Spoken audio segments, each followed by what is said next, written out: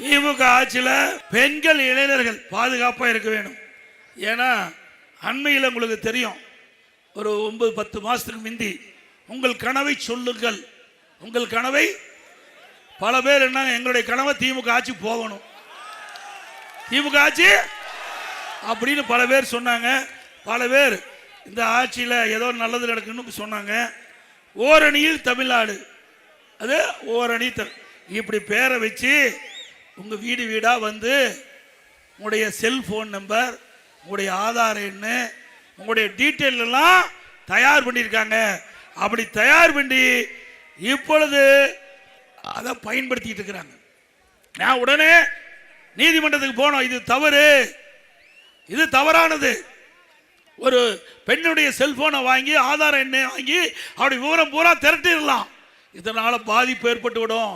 அந்த செல்போன் இருக்கிற படங்கள் எல்லாம் எடுத்துடலாம், அது இருக்கிற செய்தியெல்லாம் எடுத்துடலாம். ஆக இது தவறு என்று நீதிமன்றம் போய் அதை தடை பண்ணணும். இன்னைக்கு என்ன நிலைக, இப்போ இந்த திமுக காரர் தில்லுமுள்ளு செஞ்சு இந்த அரசாங்கம் சார்பாக எடுக்கப்பட்டது பெண் என்ற அமைப்பு திமுகவுக்கு தேர்தல் வேலை பண்ணிட்டு இருக்காங்க, அவர்கிட்ட கூட ஒப்படைச்சிட்டாங்க. இப்போ பார்த்தீங்கன்னா அண்மையில் ஒவ்வொரு போனும் பெண்கள் போனுக்கு வருது. அதில் என்ன, உங்களுடைய திமுகவுக்கு வாக்களியுங்கள் அப்படின்னு வருது, நீங்க திமுகவுடைய ஆதரவாளர் அப்படின்னு வருது. இது எவ்வளவு பெரிய மோசடி! மக்கள் நம்பித்தானே நம்பர் சொன்னாங்க, அரசாங்கத்தை நம்பித்தானே. நான் உங்களுடைய விபரத்தெல்லாம் சொல்லி இருக்கிறீங்க. அரசாங்கம் தவறா பயன்படுத்தலாமா?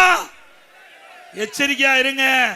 அது மட்டும் இல்ல, நீங்க போனை பண்றான், வீட்டில் இருக்கிறீங்களா இல்லையான்னு பாக்குறான், வீட்டில் இல்லாத போது வீட்டில் வந்து கொள்ளையடிச்சிட்டு போயிடறான். ஜாக்கிரதையா இருங்க பெண்கள், இளைஞர்கள், அதுவும் நம்முடைய மூத்த தாய்மாரெல்லாம் ஜாக்கிரதையா இருங்க. ஏன்னா இதுல அவ்வளவு பிரச்சனை இருக்குது.